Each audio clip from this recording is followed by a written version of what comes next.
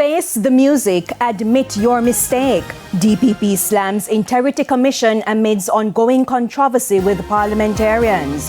Good evening and welcome to Primetime News on air and online at onespotmedia.com. I'm Andrea Chisholm. Also this evening, 7 people shot, 1 dead during drive-by in Westmoreland. And do you know your numbers? Health Ministry intensifies campaign for Jamaicans to screen for lifestyle diseases. There's also sports and weather in this newscast, so stay with us. The news in detail right after this break.